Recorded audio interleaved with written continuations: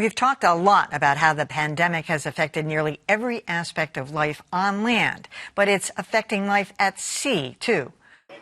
As they do every year, North American right whales have been making their way north towards Canada, including at least 10 known calves and their mothers. There are only about 400 right whales left in the world, making them one of the most endangered large whale species. And that's exactly why scientists are so eager to study them. But with the stay-at-home and social distancing restrictions, field research is off the table, raising concerns about losing track of some whales and their health. The good news is those orders also mean fewer large boats on the water, which means less of a chance the whales will get hit and injured or even killed. But social distancing also likely means few or no whale-watching trips this summer, which is not only a big part of the state's tourism industry, but it brings awareness to the whales' battle to survive. All right, I'm joined now by Philip Hamilton, a research scientist at the New England Aquarium. Welcome, Philip. Welcome. Hi. So does this mean you haven't been able to go out at all? You haven't been able to do any tracking this time of year? No, for the last few months since the pandemic started, we've been staying at home and doing our research on the computers. So do some of these critters have tags on them? They must all have them. No, actually, they're naturally tagged, so we can tell the whales apart just like you can tell a person apart. They have marks on their tops of their heads like people's faces, and each one's distinct. So it's a small enough population that by taking photographs of them over and over again, wow, we can track them just by knowing who they are. So they just left North Carolina. They're on their way up the East Coast. Why Canada? Because I know they turn around and come back. They're all here sometime in the summer. They're all off Cape Cod. So why are they going up there now?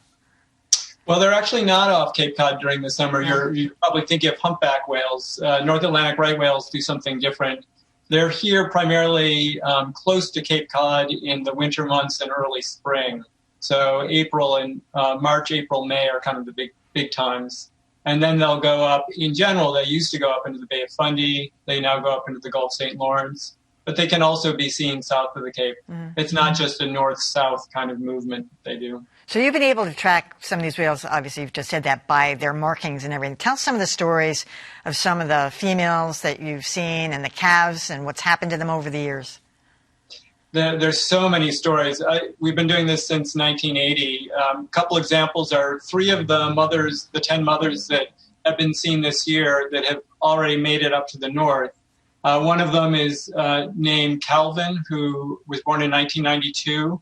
And unfortunately, her mother died when Calvin was just a young calf hit by a ship. But Calvin survived and has gone on to give birth to 4 different calves, and also has a whole student group that learns about the natural environment through Calvin's life story.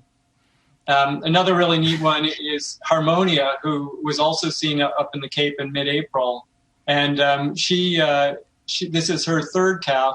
And she's interesting because we actually have been able to determine that she's pregnant twice. Wow.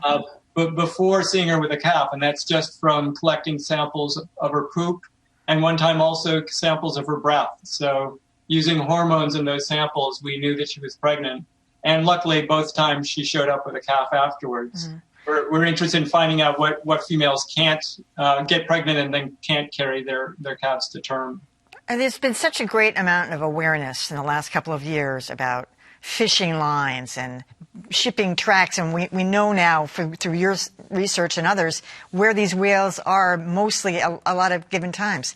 Have the strikes and the deaths gone down dramatically or not? No, they haven't. One thing that's happened with this population since 2010, they've been responding to climate change, and they're changing where and when they feed, and that has put them into higher risk in some places. So actually, the number of deaths has gone up. There have been 30 deaths in the last 3 years, and just 12 births. And one of the places they're in particular harm's way is up in the Gulf St. Lawrence, where they're having problems both with ship strikes and entanglement and fishing gear. So I was reading before I got really curious about the whole mating ritual because, frankly, I didn't know how it worked. But do whales reconnect with the same mate or no? So how does that work? No, it's a very different thing. They're large mating groups. The female very likely doesn't even know who the father is. The father doesn't have any long-term investment in the calf. And they don't stick around after the calf is born? The fathers, no. And what about how many males and how many females do you have left in the population? Well, it's roughly was 50-50 coming of the female whales born into the population, but females are getting killed at a higher rate. So it's now about 40-60. So yeah, only about 400 left. What's going to happen this summer, Philip?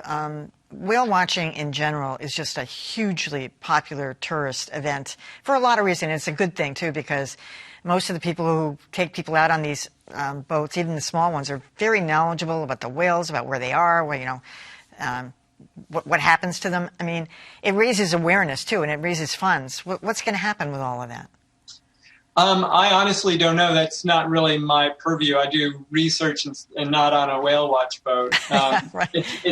It's impacting. It will impact both the research as well as the whale watches. And your guess is as good as mine as whether or not they can do some social distancing on the large whale watch boats that will allow those to continue. Could you guys be doing some drone researching now? Would that be possible, or you really have to do it in person? Well, drones, you need to be within line of sight for the type of drones that we would use, and so you still need to be able to get out on the water. For the most part, there are times where right whales come close enough to shore to do something from shore. But now, do you have counterparts up north of ways who can help you once they get closer to Canada? Yeah, there's a whole collaborative effort studying right whales up along the entire eastern seaboard. And we actually, the aquarium, have been doing research in the Bay of Fundy for the last 40 years and still hope to get up there. We all have the sort of same issues of safety according to the pandemic, and we have some additional issues, us Americans trying to get into Canada to do the research, which it may not be possible. There are lots of complications. It's dizzying. You said one of the females seems to always go to North Carolina to birth. Is that true that they generally return to the same place? It varies, but that particular female, Palmetto, has been seen off of North Carolina and South Carolina with her calves. And she seems to be pretty loyal to that area. Some females will give birth in different locations. And how long is the gestation again? It's a while, right? The gestation is about a year. Yikes. Yeah, it's a little bit longer than for us. Yeah. Not as bad as a giraffe. There was a giraffe just born this week. That was 15 months. All right. That's crazy. All right. Well, good luck with your continued research, Philip. And I know people are really, really appreciative for what you and many others have done and really brought a great awareness to what's going on with whales all over the world, not just here up on the East Coast. So thank you. Yeah. You're welcome. Thank you. Okay, well, you can find photos of the more than 750 North American right whales people have been taken since 1935 online at rwcatalog.neaq.org.